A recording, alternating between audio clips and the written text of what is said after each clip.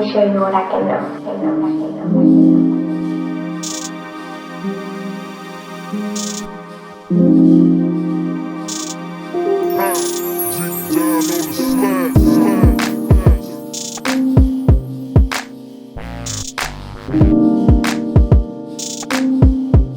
The blacked out couch.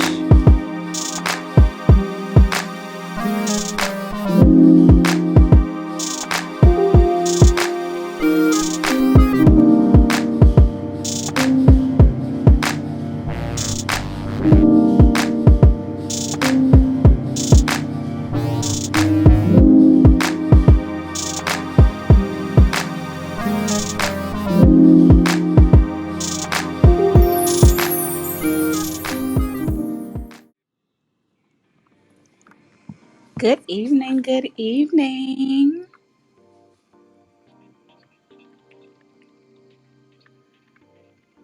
Hey, hey. Hey, welcome to our clubhouse on this evening, y'all. Back on the couch. It's been a little minute. It feel like forever. I know, I know. But then time seems like it's going by super fast. I agree. I was just about to say that. Like, it just seems like months are blending into days. I don't know. Yeah, Yeah, you're not alone in that. I feel like that too. yeah. Like, it seems like we were, Angela Marie Publishing, we had a table set up. We were a vendor at the Juneteenth festival, and I mean, it's kind of similar to a wedding where you do all this planning, you're counting on inventory, you're thinking about what's gonna sell, and it's like months of planning. And then Juneteenth is here and gone. It's here and gone. So, Yeah, that is wild. yeah, yeah. So how have you been, Shonda? It's good to hear from you. What's been going on? Oh man, a whole lot of everything. Mm-hmm. Mm-hmm. I'm I've been sure. making it though. I ain't go. I Good. ain't got nothing to complain about. So hey, I'll take it, what about you? girl. Same. Yeah, yeah. It's like It's a lot everything. going on for everybody. To be honest, Yes. everybody I'm talking to is having a whole lot going on. So I just be Yes. trying to be thankful. Agree. Agree.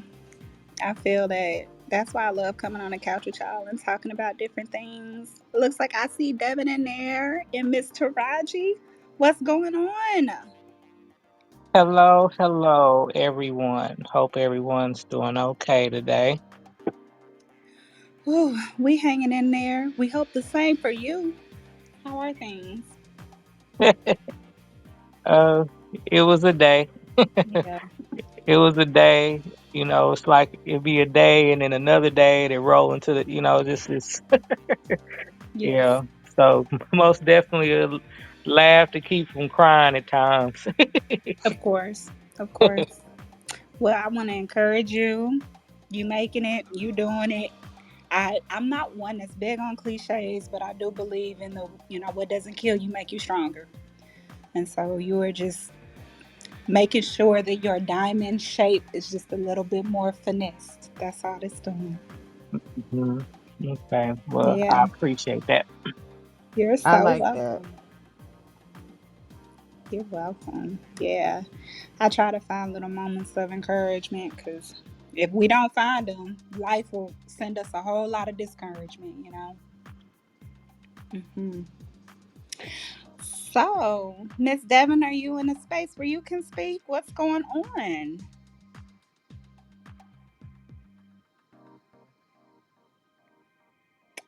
I don't know. She might still be getting settled, but I'm sure when she's ready to pop on in, she will. Well, I also see a couple of the brothers, Rodney and Mr. Burt, from the brothers episode of the Blacked Out Couch podcast, and they participate in the brothers version of Unpacking as well. Welcome, welcome, and everyone else that's here for joining us tonight. We're about 5 minutes into our time, so maybe we go ahead and get kicked off on our topic for this evening. now that we've done our little check-in. And the topic is going to be unpacking our last episode from the sisters, which dropped last week. Money woes to money flows. And really what we want to just start on talking about is the whole concept of money, the generational curses that is associated with that. Money, I feel like, is such a hot topic in the Black community that no one talks about because we assume that everyone is struggling, right? We assume that everyone's out here just trying to barely make ends meet, and for people who are doing well, are they giving back? Are they really supporting our own? Sometimes we call them sellouts. So let's just kind of unpack some of those topics and see where the conversation takes us. So, when we kicked off the episode last week, we started with this concept of what is money, and how does it show up in our households. And we mentioned a few things, right? We mentioned that money can mean power, it can mean success. But one, I guess, observation that Miss Janine made, which I really appreciated, is this concept of scarcity in money. Is money scarce or is it not?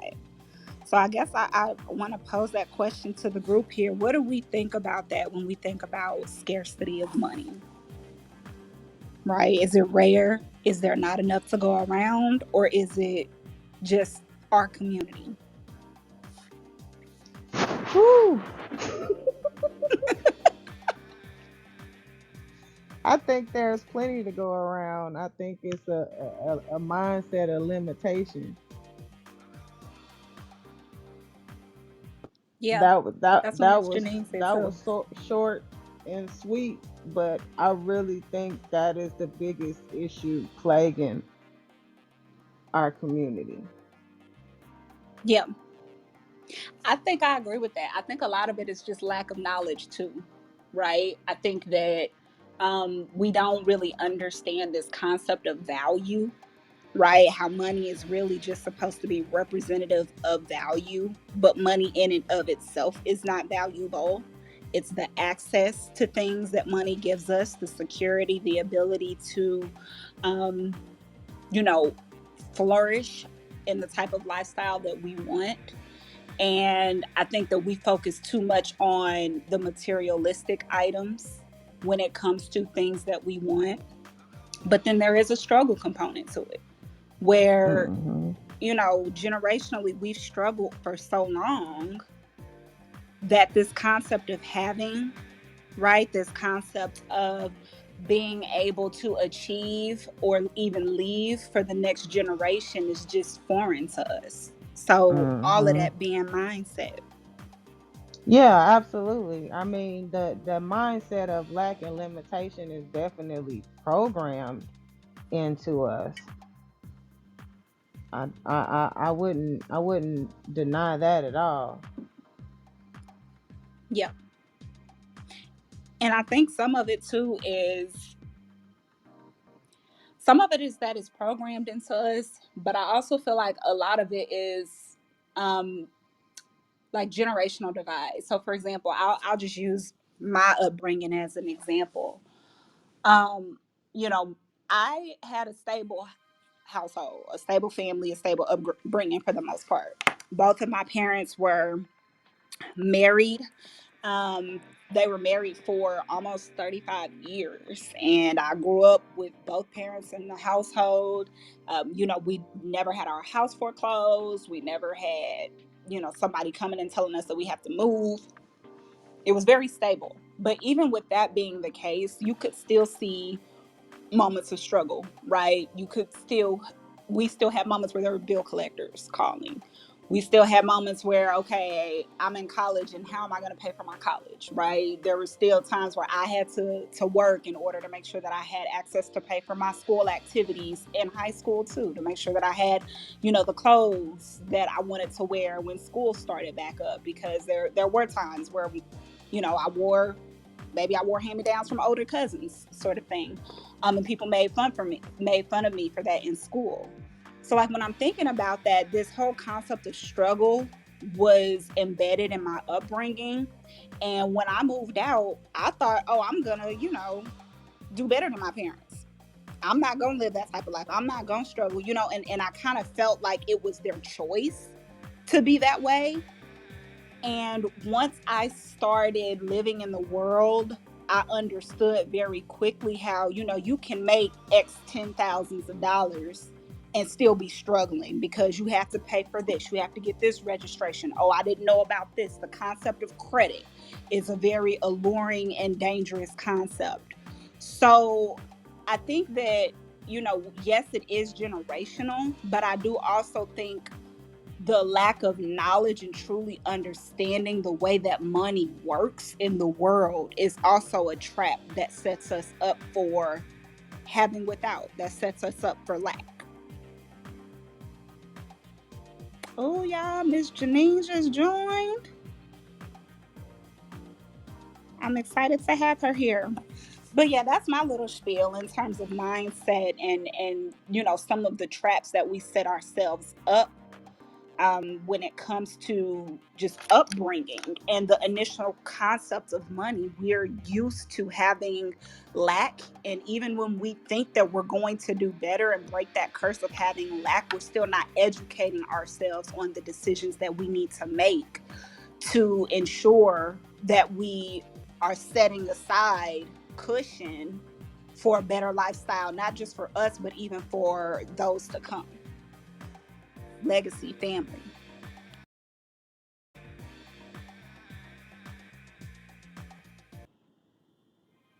I grew up similar as far as, having both parents in the household and everything. And, you know, now that I think about it, like you saying, you never, you saw them struggle, and you kind of knew about their struggle.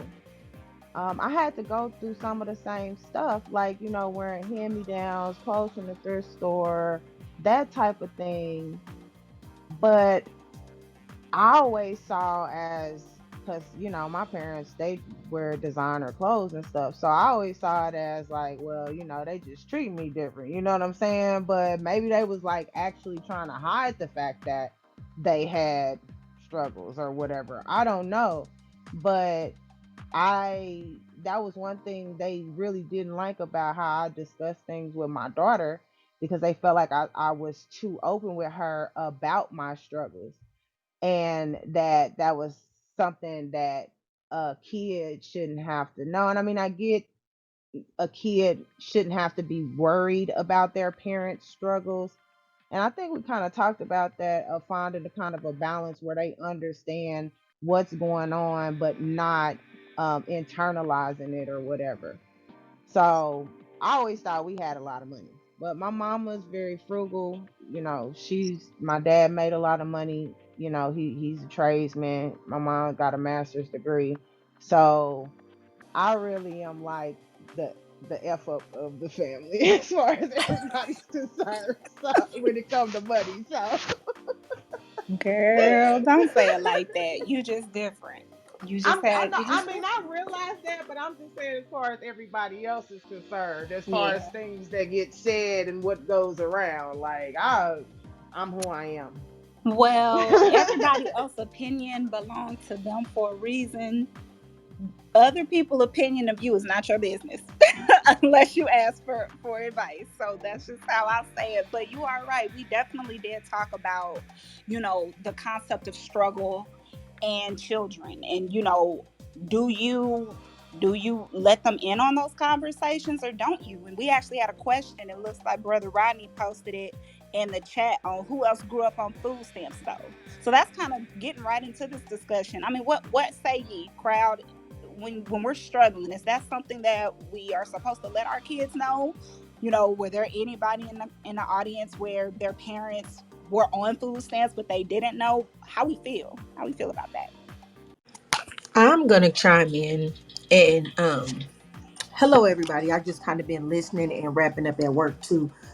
But it was funny because I just had a conversation with my 15-year-old the other day, yesterday actually. We were talking about eating tuna sandwiches. And my fiance was like, I wish we had crackers. And my son was like, crackers, That's poor people stuff. Like you're supposed to eat tuna sandwiches on bread. And I was just like, son, do you ever recall us being poor? Like, I'm like, do you think we're poor? And he was like, no. Like in his mind, I think he thinks either we're well off or we're rich. And it's just like, sir, we're so far from that. And I was asking him about a time where we were homeless, but we were in a program that kind of furnished an apartment for us to get on our feet. And I was asking him, did he remember living there? And he was just like, I remember living there, but it looked like an apartment. And I was like, wow, like we were homeless then, and I just did my best to make it look like home. And he was basically talking about how he didn't know the difference. And I think sometimes, just as parents, we do make sure that we put our children in a position, even when circumstances are bad, that they don't necessarily have to feel it. But it also has me questioning, is that a good thing or a bad thing to overcompensate when those moments happen so that he doesn't know the difference? Oh, that's so heavy. And first, before I continue on, I want to say, thank you for sharing that, and I admire your resolve and your ability to overcome. Because I know that you are winning, at least in my opinion, the way I define winning, you are winning now, and I'm very happy that you are able to overcome. But that is a question, I guess, that I don't have the answer to, primarily because I don't have kids. I do think that it's important to show kids the concept of being strong, the concept of persevering, right, and not giving in to the circumstances that have been laid before you.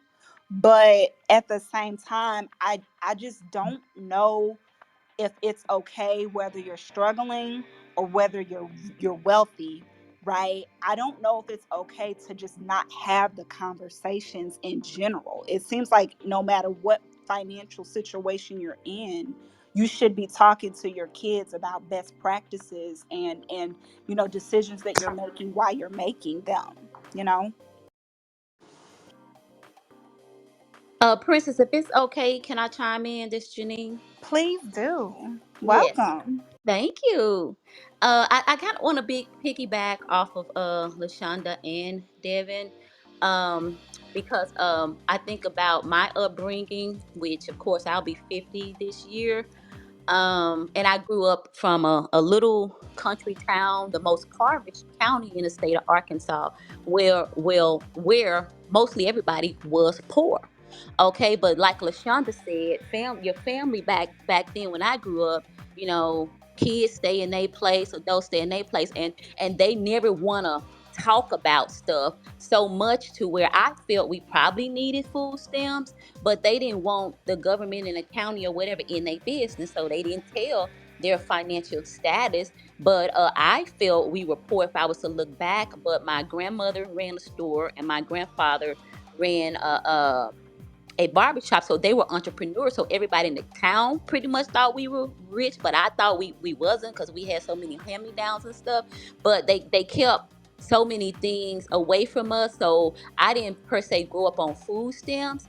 But we got, like, back then you had the government cheese, they gave out the cheese and the spam and all that kind of stuff, so I remember receiving that. But I would say we should have got food stamps. They just didn't want to tell the business.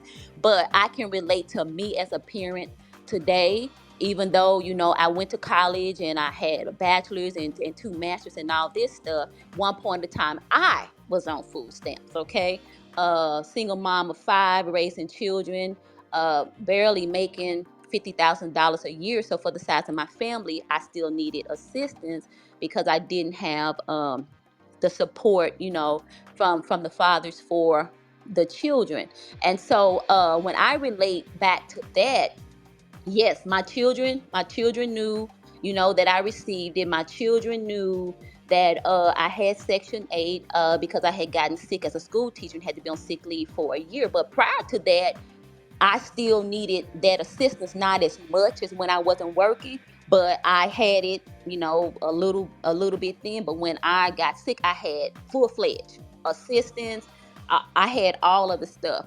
And the reason why I shared that with my children was because it was a lesson about work, how you make money, how something can go wrong. Are you prepared? I had no money saved. I didn't know what to do. So all of that kind of led to me being in that circumstance. And I use that as a time to kind of show them, okay, this is where we are right now, but this is not where we're going to be. And so since then, of course, I run a business. I make six figures and all, but it's still kind of, six figures is nothing when you have a family that size. And I don't want my children to have a sense of entitlement, because yes, life is changed. We still don't spend money on indulging on Christmas stuff. We have experiences. We go places during those times. We may go out to eat on birthdays, but we still kind of live that same lifestyle as when I didn't have money, because they actually, or kids can have a sense of entitlement when they know that flow is coming in and you no longer with the food stamp. So my children have seen different stages, from nothing, to something, to nothing again, then something. And we have to be careful as parents. I think it's important to share, but it's the perspective of how you're sharing it, not as if we're struggling, but this is what happened. This is where we are. What's our learning lesson? Okay, we got to do right by money. How are you making your money? What professions are you choosing? How much money are you making? What your family size look like? Or, so it brings on a whole lot of lessons about money. But even though now, when it's different, all of them working, all of them doing different things, we don't still indulge, because we save, we put away. Things have changed. You have to understand, it's no sense of entitlement, because it's flowing this way. And so I think it's important to talk to your kids about money, no matter where you are. It's just, do you use the words we're struggling? Do you use the words, oh, we're bad off? Or do you say, oh, this is where we are right now, this is what we're pushing forward to get out of? And so I was always mindful about sharing those things with them. Not why, not that your father's not contributing. I never said negative things like that, but this is where we are. And it was just learning lessons. So yes, now my children invest. They know how to put their money in places so they never get to that situation that I was once in. So it's all about how we share those perspectives, with them, or the moments that we feel are struggling. Do we make them feel we're struggling, or do we make them feel we're going through something and this is what we have to do to get better? And that's what I was always mindful of, how I shared it with them. Love that. Love that. Because I didn't really get that growing up. I know my dad would always tell me, make sure that you never fall behind. When he was talking about bills and who you owe, and credit, because the amount of time that it takes for you to fall behind, it's going to take at least 2 or 3 times the length of that time to catch back up. And I appreciated that little tidbit. But Miss Janine, what you are doing with you and your kids, that's amazing and that's awesome. That's really awesome, because it's setting them up to be wise. It's setting them up to balance the immediate gratification with, future gratification and future security. And I love that. But then that kind of, I guess brings up another question, which is, how does mental health kind of connect with money? Because for me, I work in investments, I work in banking, I have a degree in math. And so I see different cohorts, and have seen different cohorts of the world that have a ton of money, but they still have their vices. And believe it or not, a lot of people that are making 250, 300,000, $400,000 a year, we might think, oh, that's a lot of money, right? But they are still in a lot of debt. They are still living a very, what we call, levered lifestyle, where they owe more than they're making, because their their mental health is still connected towards what they have. And so how do we see mental health pop up when it comes to money management? What are some things that we can do, I guess, to make sure that we're being wise? Well, I'll speak on this real quick and in short, but it's that scarcity mindset about money, that I feel that was kind of been passed on from generation, when we even go back to slavery, of how we think about money, how we think about progressing, as a people and as a community. And so sometimes we get money in our hand and we hold on to it, but it's really like three mindsets. The poor mindset about money feels like, when I get that money, I have to pay my bills and I have to hold on to it. But then when you think about that middle class mindset, I have the poor, I'm sorry, we get the money, we spend it. The middle class is like, I have that money, but I got to reserve it. I got to hold on to it, and I got to put it somewhere safe. But with that wealthy mindset, the number one goal is, when I get money, how do my money make money for me? And so, it's kind of hard to have that wealthy mindset when we've been passed on from generations the wrong teaching about money and how money works and how money grows and how money flows through investments. And that's the biggest mistake we can do, is to be safe with it when the cost of living is going up. 3% is going up. And so, inflation goes up, is what I mean. And so it gives us that mental, which is the wrong mental, because money is supposed to go from next generation to next generation. But we don't understand that our mindset and the being scared of what our money was meant and designed to do, holding on to it, is keeping us very, very limited, on what money is really designed to do. So we really have to understand money concepts, money literacy, the difference between investing and saving, what it's designed to do. You work for money, your children's supposed to step in and pick up, not start over, and we have to think about money from a logical perspective and not an emotional one. Absolutely. You are absolutely right. And it's a process too. It is a process learning how to go from, if you're starting at the poverty mindset where you're thinking to just spend, going from that mindset to the middle class mindset where you're like, okay, I'm at least going to put some money to the side for me.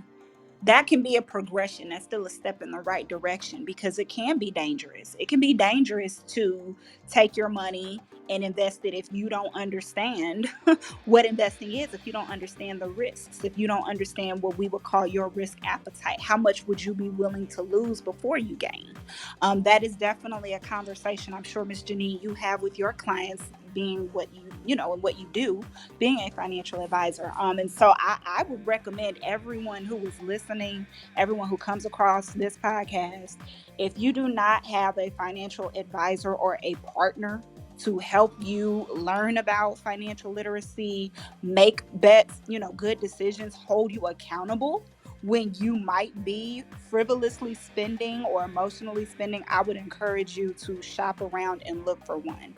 In my opinion, financial partners are just as important as mental health doctors, are just as important as physical health doctors, because you need that checks and balances and that person who is an expert in what they do to help guide your decisions and to help you learn and stay connected with what's going on in the world. I'm sure a lot of people didn't even know that inflation was at 9% a year ago. And even what does that mean? And how will that show up in my life? And how should I make better decisions when it comes to those dynamics? Absolutely. We have to unlearn to learn sometimes. Yes. I can't find where I wave my hand or say, "Hey, I want to say something." Um, so I grew up in a household with my grandparents, who I spent a great deal of my time with, both my mom's parents and my dad's parents, so both sides of the family. Um, so both households, I saw where money was being spent. Like, for example, my dad's mother, I called Mama. Listen, me and that woman would be out in the streets spending my grandpa's money. Okay, so so I'm watching this. I'm growing up watching this. There was no education for real, as far as saving money. I can tell you, I can count on I don't have to both hands, and probably if I had more hands, but the number of times I was told that I did not know what to do with money. And I'm like, well, shoot, no, there was, might really teach me for real. And that's on both sides of the family there. I just saw where money was being spent. I can say no, I did not struggle because they both sets of grandparents saw to it that I had what I needed, but then also too as well as what I wanted. So anyway, but yeah, just that I have a terrible relationship with money. I do, and it's sad. Like if I sit here and I think about what my debt to income ratio is right now, and I was actually working on that. And yeah, some stuff kind of occurred within the last year to where I'm like, okay, not that like all my hard work went down the drain, but now I'm having to I'm fighting to push through to get back where I was.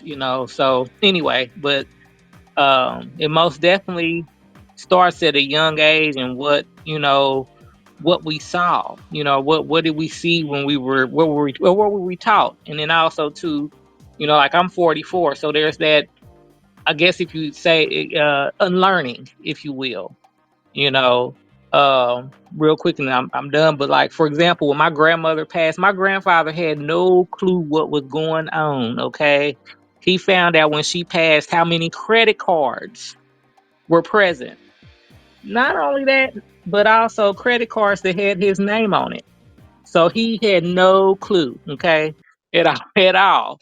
So that's why I said yes. Me and my grandmother was out here, in these streets spending my granddad's money. So, and she was taking out charge cards too. But anyway, but she, I just go ahead. I'm, um I'm done. oh, I just want to chime in. Having a mental health nonprofit, I wholeheartedly believe that there is a holistic approach when it comes to our physical being. Like, a lot of times people don't connect that if one of our beings is off, then our whole balance is off. So spiritual, emotional, physical, financial, like all of those things to me connect. And just to piggyback off of what the last speaker was talking about, like everything is a lack of resources, especially within our community. We sometimes fail to realize that we're not learning or having access to the same resources that other ethnicities are privy to, and it's making it harder for us to have balance in our life.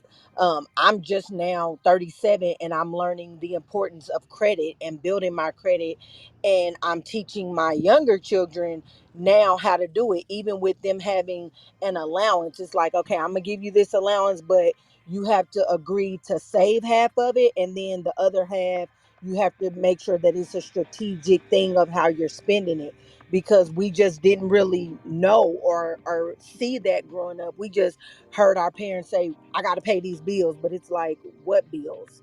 Like, why do you have to pay bills? Like, it just didn't make sense. So I wholeheartedly believe that even within the financial spectrum of our lives, it affects our mental, because we're not understanding that to be struggling makes us stress, and it gives us anxiety.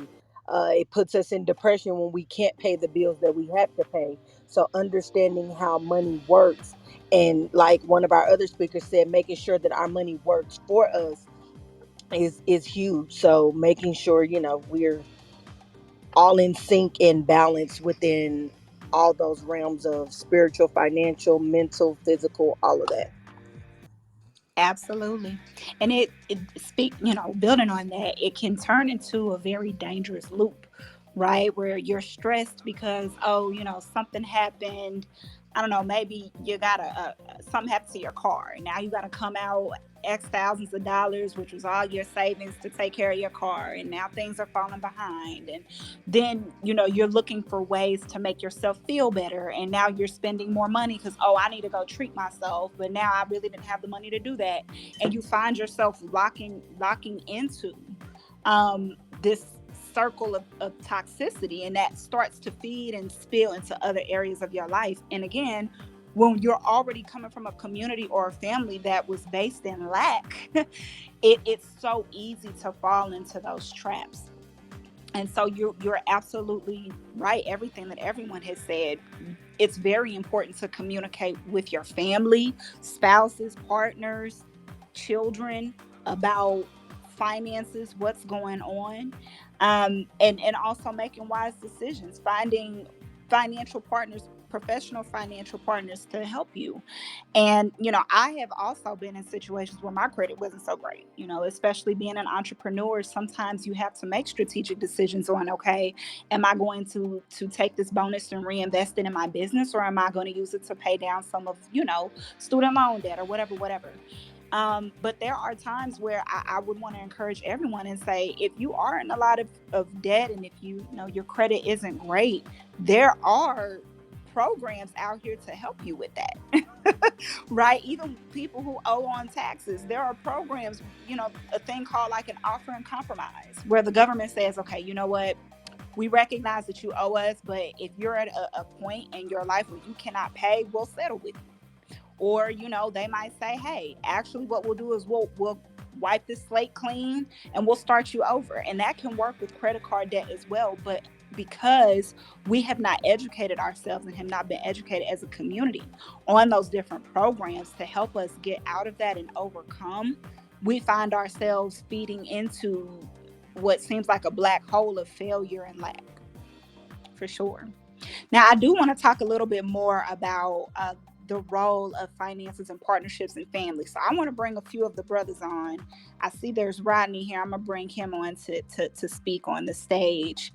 And I saw Jamal also had joined us. So I want to bring y'all on. We got Mr. Gang Type, Mr. Michael on. I call him Michael. I don't know if he's Michael or Mike, but I am interested in hearing from some of you all, kind of from a male's perspective. How do you all think about money? And maybe talk to us about some expectations that you might have when it comes to, you know, being in a partnership, in a relationship with a woman, and how she should hold herself when it comes to money. Do you expect her to tell you everything? Do you expect things to stay separate? What does that look like? What does healthy financial conversations look like from a male perspective? Okay, so can y'all hear me? Can y'all hear me? Yep. Yes.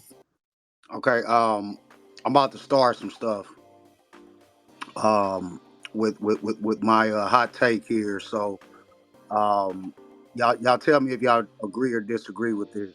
So just talking about money and partnership, and I want to just kind of stick to our community, the black community. Um, there's a lot of chit chatter, a lot of debate online about how the finances are supposed to go in relationships. And here's my hot take. I feel like because of the way that black folks, because of the way that we've been, disenfranchised, um, some of the things that have, systemically held us back, I think that it's almost unrealistic to expect some of the same, what I would consider traditional principles, strategies as it pertains to finance. And what I mean by that is, there's a lot of debate online about, 50-50 in partnerships as it pertains to money. Um, and, my opinion is that it's almost unreasonable to expect, a black man to be in a position where he can, take all of the finances on his shoulders.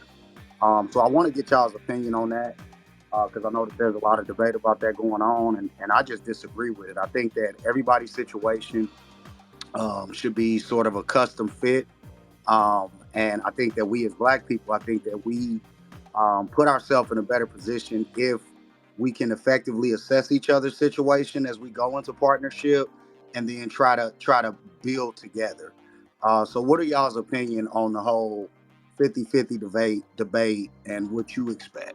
So, I'm kind of turning the question back around.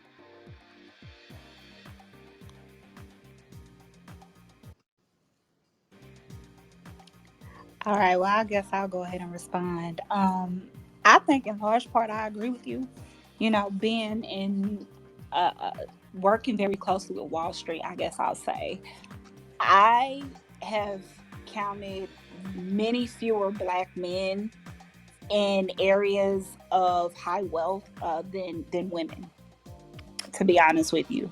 And when we're talking about black relationships, I do think that it probably is more common for the woman to be the breadwinner than the man.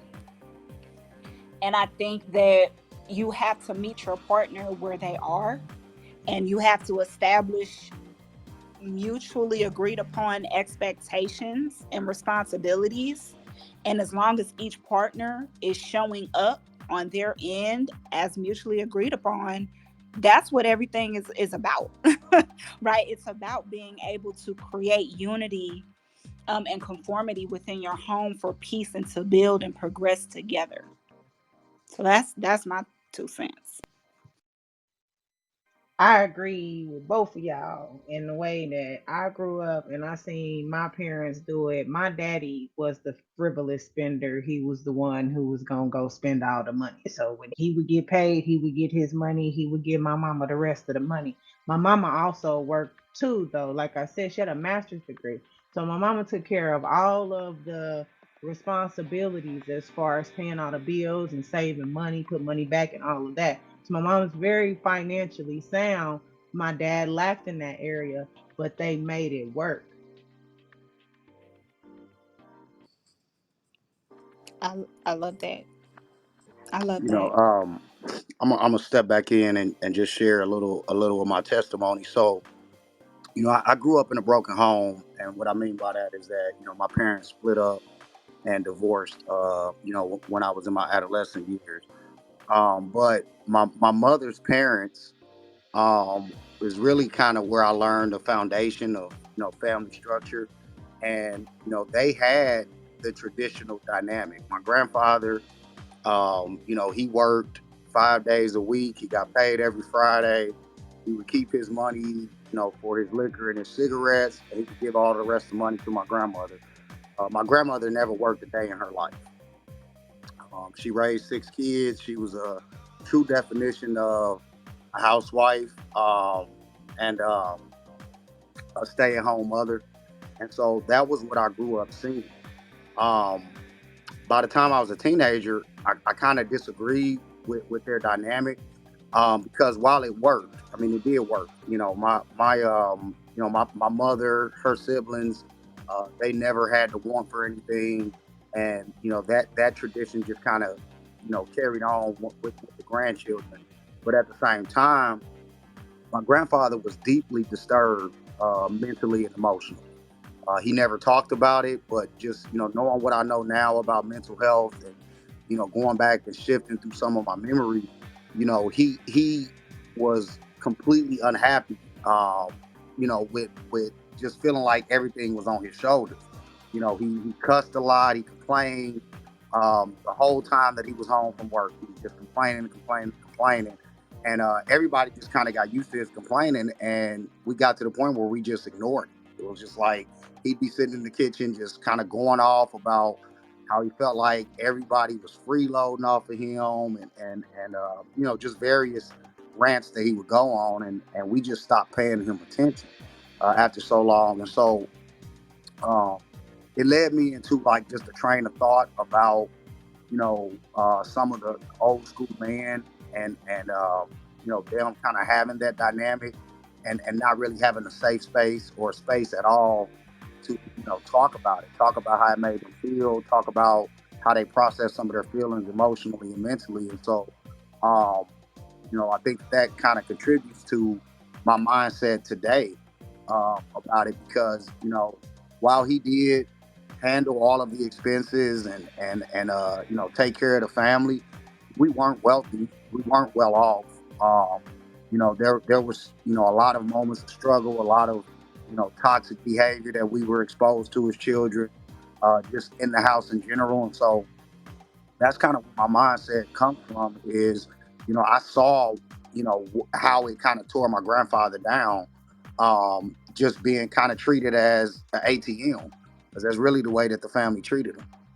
So, that's just kind of my 2 cents. But I was just interested to see, how you ladies felt, because I did watch y'all's episode.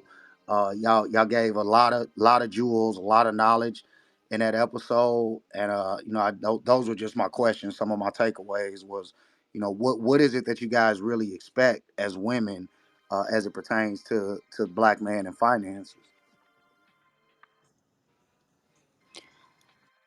Yeah, so I don't know if any of the other sisters got something to say, but that to me would be maybe one of the scariest things for me to do with my partner would be to put him in a position where he either feels like he's being taken advantage of because he's not providing as much, or he feel like he's being taken advantage of because he's providing too much. I would want my love to be pure. I would want that to be, unity in our home, and I would want my love to come off as if I'm seeking that, so we can pass that on to my children, right, when I have them. I think that it's very important to have clear communication of expectations, because things are going to change. There might be a time where, okay, yeah, we thought we were cool with this at the beginning. We agreed we were going to do, 60-40, but man, I'm tired of this job now. Or, oh, I want to go start a new venture. Can we make that 60-40, 50-50, and maybe change our lifestyle?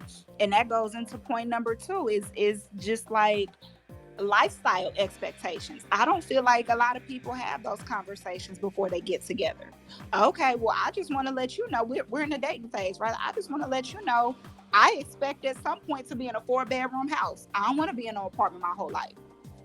Maybe someone else might feel like, you know what, I'm cool being in an apartment all my life as long as I can have all the clothes and purses and cars that I want. So, communication and expectation agreement and showing up for the part of responsibility that you agreed to show up for, those are really all that I want.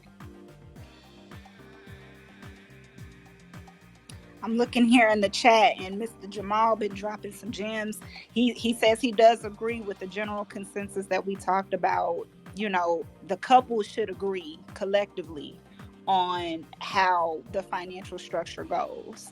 And he also shared very similar experiences, Mr. Rodney, where he said his great grandmother's husband was emotionally abusive, um, to his great grandmother, because of the fact that he was the primary breadwinner. Um, and so there is responsibility that comes with being the primary breadwinner, especially when it comes to, who kind of initiates the conversations, especially if you're the breadwinner and you're the one that knows what's going on with the money, right? There really is no reason for the household to be in a ton of debt and not everybody in the house knows that. Right, I'm talking from an adult partnership perspective. The kids, that's kind of something different. That is up to the parents' judgment. But either way, if it's a two-parent household, both parents should be on the same page about the messages that they're sending to the kids, what they're, telling the kids and teaching the kids. So I just think at the end of the day, communication is going to have to be key. And we have to make sure that we're creating safe spaces in our homes to be able to have those communications with one another. Right. I just wanted to add too that I was always told by, and actually by my dad, going back to what Jamal was saying about the emotional abuse, was that, you always be able to provide for yourself, take care of yourself. You don't depend on no man to take care of your personal needs, because that opens you up for that type of thing. Yes. So it's Yeah, if I can just make one more comment, and I'll let somebody else have the floor. But it almost seems like, you talked about kind of setting expectations and communicating, the adults communicating with each other, but it almost seems like that I'm going off of what Shonda talked about. Some of the lessons that her dad would hand down to her, from a father to a daughter. It almost seems like some of those conversations need to be had with the kids, in terms of the state of Black affairs in general, right? And I keep going back to that, is because Princess, like, you work in investments. You working around money all day long, right? And so, I know that it didn't take you long to realize that some of the money, the access that some of the white peers, some of the other races, the groups that you work with, they have access to resources and information that we don't have a clue about in terms of the Black community. And so that's where I mean when I say it's almost unreasonable and unfair, because a lot of the dynamics that come along with money go hand in hand with information, access to the resources, right? There's a lot of programs, there's a lot of different ways that you can make your money work for you that we never get access to, just at the grassroots in our community.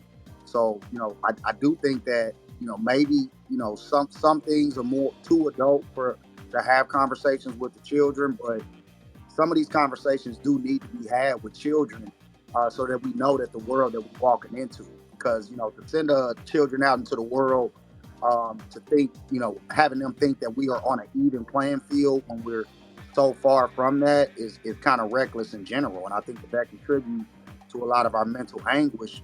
Once we do become adults and we realize, hey man, the game is real. While we speaking on what's up everybody, I'm just stopping in for a minute, but some kind of touched me in this conversation and we kind of speaking on the children aspect of this. You know, I got 3 kids. I'm gonna bring a different angle into this. For my firstborn, I started paying child support on him at the age of 2, really before he was 2. And then of course I had more kids, and of course that got added on as a separate case. So I paid for 2 child support cases in the midst of all we talking about men and women in partnerships and financials. Me coming from where I come from, a job just wasn't gonna cut it. Me just working a job, paying child support on 3 children, and still trying to, be some type of support in the household was almost next to none because I was paying $800-900 a month out of my check for the kids. So that left me with, barely enough for my own self to survive, let alone take the kids on trips, birthdays, holidays. I still have to make up that. I still have to pick up that slack because the kids don't understand that, yeah, I'm paying for, you know, as a dad through my check to go straight to your mom. But, kids don't understand that. So it is important to have these conversations. I tried to have these conversations with my kids over the years, and they didn't quite understand because it takes a maturity level to understand child support and things like that. So it's a real for me it's a real slippery slope when we start talking about this now from that experience because I'm off child support. I owe no past due. I walked my child support down, paid it off for all 3 kids. Very proud to say that, as a lot of men don't do that. But what I learned through that process is to become very independent upon myself financially. So therefore, because I am single. Therefore, if I do meet a mate, a woman, a wife, or whatever the case may be, I'm not going to miss a beat because I've already established myself financially to take care of my household with or without. And that's just me being the only child going through what I went through. So I just wanted to kind of bring that different angle into it when it comes to the actual support. And, because there's a lot of different things. My grandpa did the same thing as y'all grandpas did. Trust me. But times have changed. So, it can't always be like that the way it used to be because there's a lot of different angles, a lot of different dynamics. Uh, Me Too movement. It's just a lot that has happened since back in grandpa's days. So I just want to put that on the table, and then I'm gonna step on back out the way because, yeah, thank y'all. Whoa, you just came in and dropped an atomic bomb. I was like, all right, y'all, I'm gonna tiptoe out. But seriously though, round of applause to you. Round of applause to you for still, meeting those standards and really for real truing up to that child support. Is probably a whole session by itself. I'm not gonna lie. I have never been in that situation. I don't have any kids, so I don't have any baby fathers.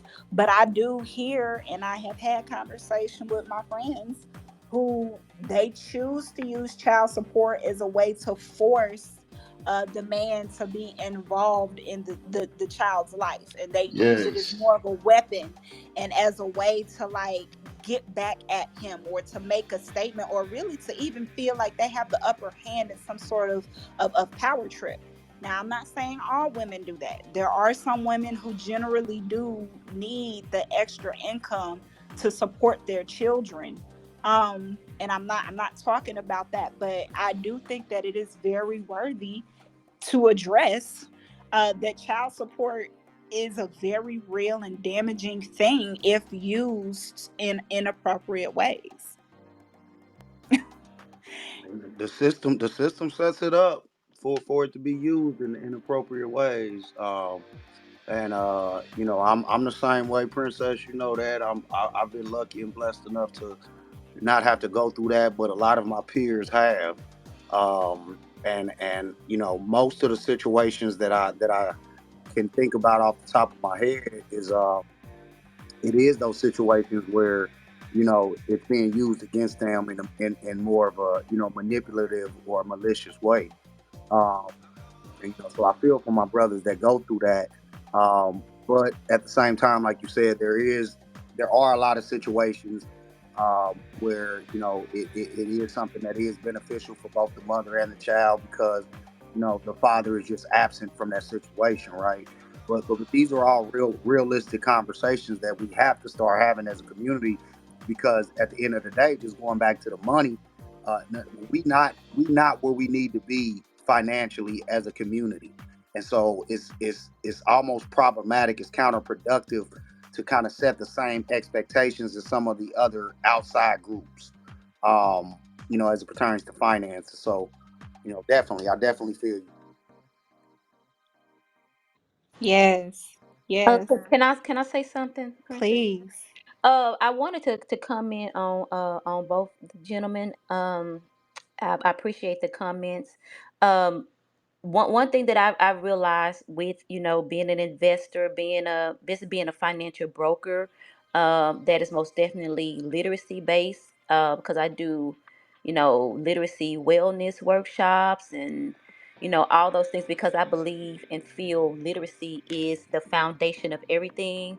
And when you kind of really think back on it, um, when you understand money is designed to bring you wealth, and when we go out into the workforce, uh, we're sent out without any financial literacy. They don't really teach it in school, or they didn't teach it in school when we were growing up. And so we come out of school, we go into the workforce, and we have no clue what to do with our money when it really supposed to be taught to us when we are young.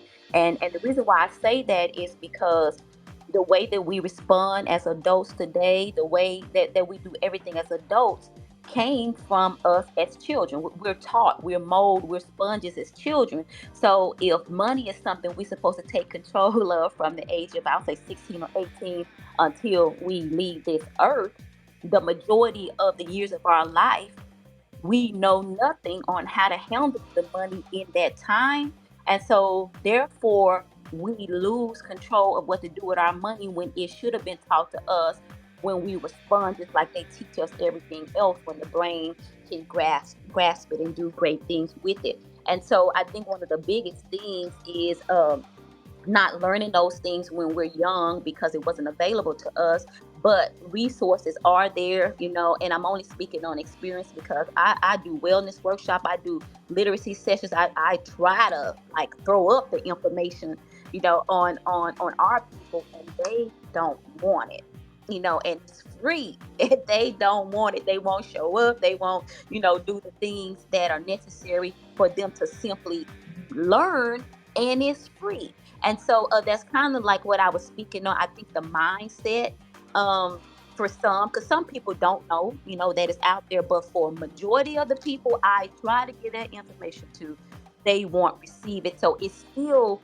something in our mindset and our thought process about wealth, or not thinking that it's available to us, or whatever the situation is. But nowadays it is there. We're just so skeptical of information as a people, which brings us to making those emotional decisions, about certain things. And I see certain people get some information that was completely wrong, and they'll move on it because it sounds good.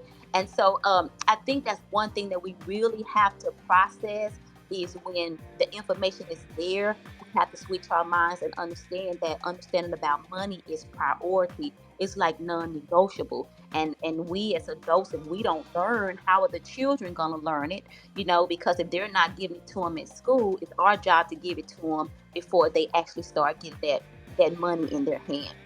And I wanted to touch a little bit on the child support situation, because as being a single mom, I never forced my children fathers to pay if they didn't pay, because I understand the system. The system is crazy, but um, from a financial perspective. And I think no one really kind of sits down and look at dollar for dollar, because honestly, if a person just simply, when their income made $25,000 a year, we'll say, oh, that's not a big income. But if you look over a 40-year period, we touch $1 million. We don't look at the big perspective. So when it comes to raising children, we don't really look at the big perspective of the cost. We just kind of like, oh, they're with the custodial parent. That's too much money I'm paying. But the truth is, if you add up dollar for dollar for raising one child until they're 18, the cost is $250,000. And if you broke it down, it's kind of like about $13,000 a year. So I know when we're paying that into child support, it seems like, oh my God, well, I'm paying all this money for this is unfair. But no one really sees it if the child is not in the home being raised, and you're calculating the food. My light bill is now higher because the child is up watching this, or the gas bill is high because that child is contributing. Oh, I had to get a bigger space, so now my rent could have been $600 or $800, and now it's $1,600. So all of those expenses, add up to that custodial parent. And I think that's a perspective that has to be looked, from both sides: the person who the child is living with, and how extra more, expenses and cost of eating and all that stuff is, to the person that's actually paying that. And that has a lot to do with that relationship. I hate, because I do agree it's used in the wrong perspective. When they angry at each other, those feelings are still stirring. They want to do whatever they can do to get, to that person. But we do have to actually look at what it really actually costs over long-term period, dollar for dollar, to actually raise a child effectively, including their extracurricular stuff that they do as well.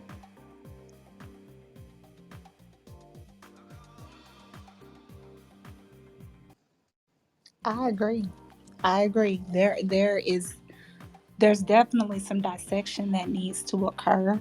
But if we're not doing that rooted in, like you said, education and using information and resources that are made available to us, then we're really we're kind of pouring into the toxicity and keeping us down as a community.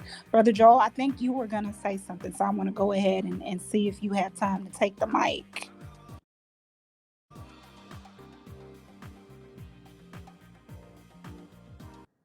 Okay. Can y'all hear me? Yes. Okay. Oh no, I didn't. I had put some in the chat, but first of all, how's everybody doing? Um, I put some in the chat. I was just stating that, as far as the education on finances, I definitely agree with what I believe it was Janine was speaking.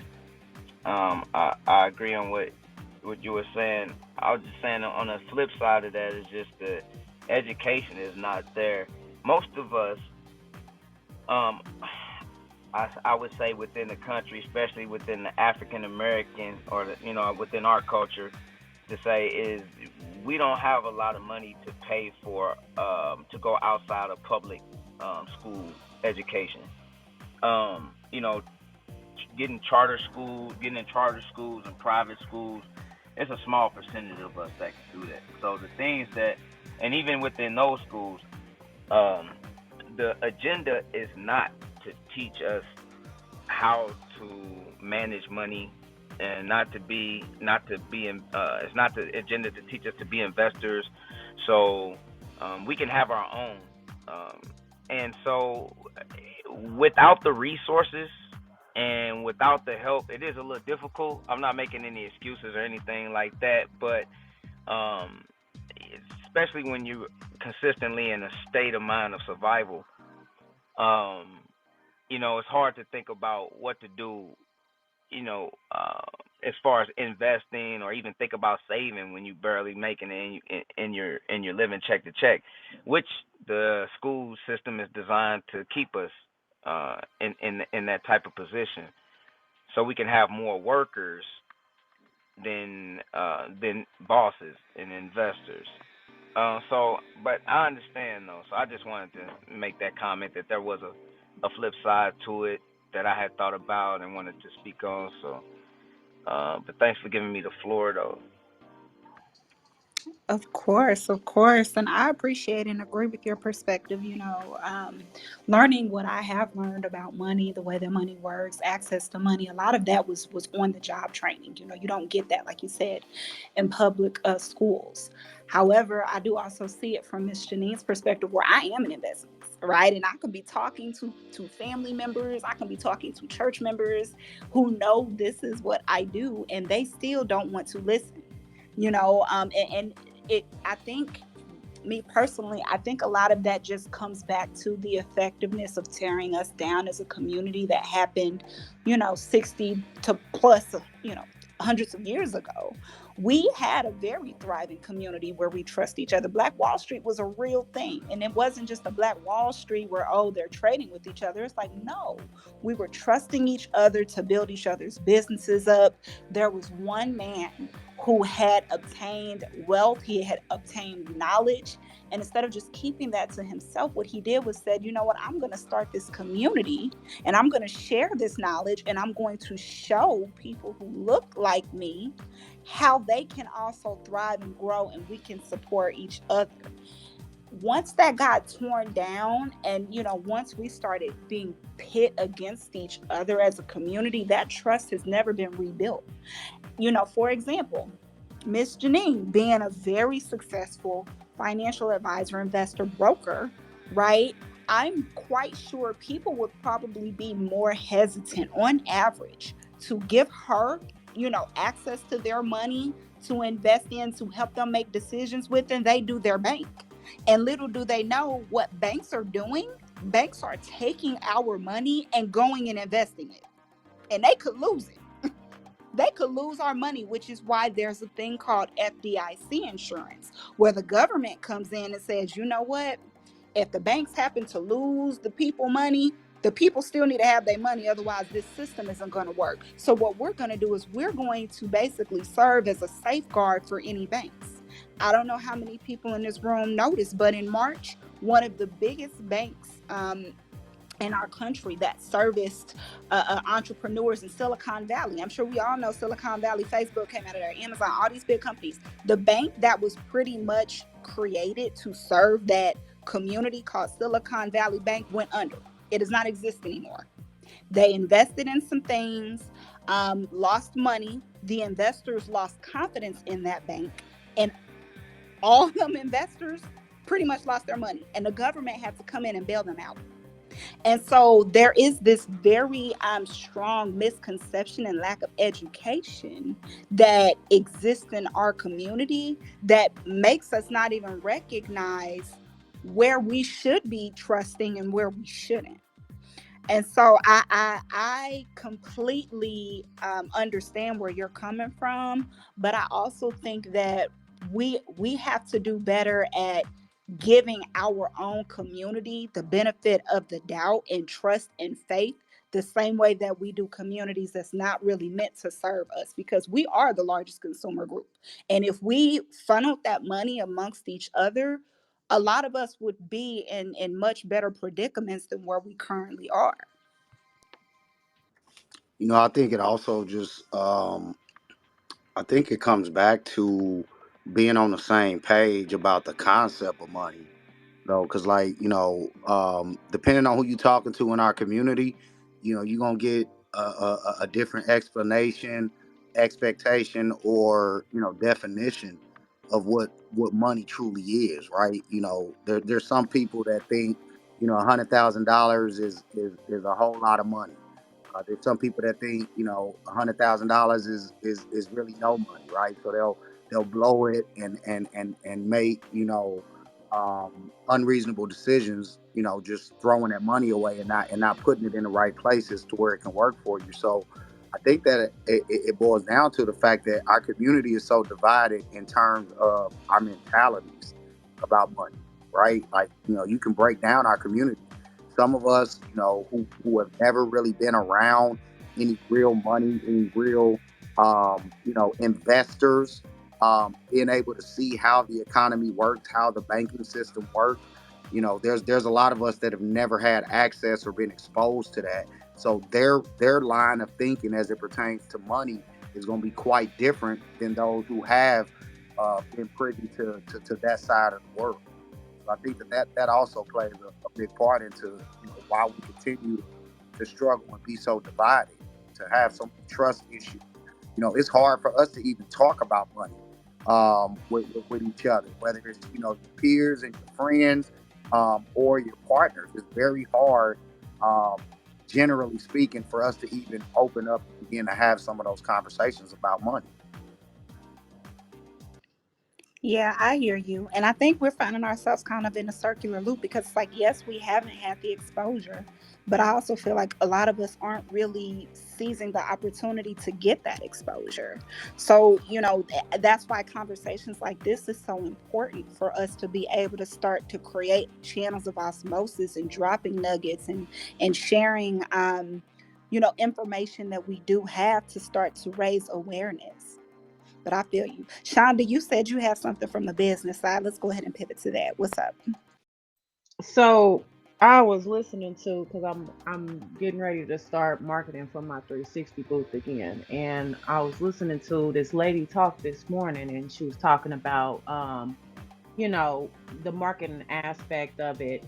And she said something that kind of clicked when y'all was talking about, when you were talking about sharing amongst the community and everything. And she was like, she's only looking for high-end weddings and corporate events, and she's charging some crazy amount like $3,000 an hour. And it made me think about like all of the people who tried to hustle me when I first started marketing my business. You know what I'm saying? Like people trying to not trying to pay me what I'm asking for, and I feel like that I think that's a problem a lot. People trying to not pay you what you've determined your worth for your work, and I think that's a big problem. Agree. Definitely is a big problem, especially when people don't debate or disagree when it's other groups, other outside of us. Somebody can say, hey, this is what the rate is, this is what I'm charging, and they don't even try to talk them down. So I Yep. definitely agree. Yeah. Yep. Yeah. It gets back to and I think we mentioned this on a podcast if y'all haven't tuned into it, but the concept of value.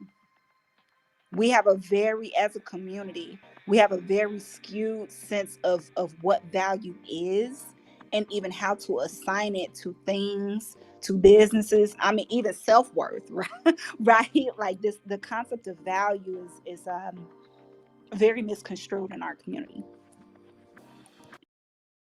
Absolutely. And I feel like I am a fair person. So, I like to pay fair prices for things. I try to be fair. I am pretty detailed about how I go about calculating my overhead and what I'm gonna pay myself and what I'm gonna pay somebody else to make sure that everything is covered in a fair way. So I'm already being fair. You know what I'm saying? Like don't don't try to lowball me after I'm already trying to be fair. Yeah. Yep, completely agree. And I just would like to encourage you and all of the entrepreneurs out there, there is always a market for you. You know, there will be consumers and customers out there. You just have to put yourself in front of them and meet and cross paths with them. I like to say it all the time. Coach and Louis Vuitton and all of these high brand names, they said, okay, the people who don't want to pay a stack for some of my shoes, then don't. But guess what? There is a market out here who will. That's the same thing that lady said on that thing this morning. She said, we deal with wedding planners and corporate events. I said, okay. And that's just that. Especially if you know that you're going to put forth the quality, you know that you're running a fair and justifiable business. Yes, it is going to hurt, you know, when you cross paths with those people who don't see your value. But it's also an opportunity, right, for you to overcome that and potentially to even come back to them and say, hey, you know, I know you didn't want to see it before, but I'm still out here with high quality product because I mean I've done that. There have been times where there's been a new brand or something, and I'm like, yeah, I don't know if I'm gonna buy into that. iPhones is a good example. I had an HTC flip phone when iPhones came out. I didn't believe the buzz. I'm like, no, they expensive for no reason. But then at some point, Apple just kept being a strong enough and robust enough brand where I said, you know what, I'm gonna give them a try. So I would also flip it on that aspect and say sometimes we have to be patient as a community with those who don't recognize our value and don't understand the concept of value because that doesn't mean that they never will. You know, states of being are temporary. And maybe looking at the time, I would love to encourage everyone here, no matter where you are in your financial journey, your mental health journey, know that that state of being is temporary. If you are struggling, you can overcome. There are resources out there, there are partners out here, and know that this does not have to be your forever. Blessings are on the way. For those who are at the top of that game and feel like can't nothing touch you, I encourage you to still be wise. I encourage you to still seek out financial partners, still seek out ways to be literate have financial literacy that's adept, right? And make sure that you have mental health partners, people out there to ensure that you're still protecting yourself and locking in that value that you've created for you, for your loved ones. Because again, life is going to throw curveballs, and all states of being are temporary. But no matter what, we can overcome. We can overcome. Amen. Amen. And Shonda just threw it in the chat. Absolutely. Never stop growing. Love it. Love it. So maybe let's end on that high note. Y'all, we're going to heal. We're going to keep progressing. Thank you to everyone who tuned in tonight, who joined this blacked out couch clubhouse unpacking episode that spit experiences, encouragement, and spoken to us. We love y'all. We appreciate y'all. And we hope that we broke off a piece of wisdom and broke off a piece of encouragement, and maybe even conviction. If it's something that you like, ooh, I need to grow from that. But we hope we broke off a piece of something that helps you enhance your life. Continue tuning in. And I hope we all heal. Have a good night, y'all. It was awesome. Have a good night.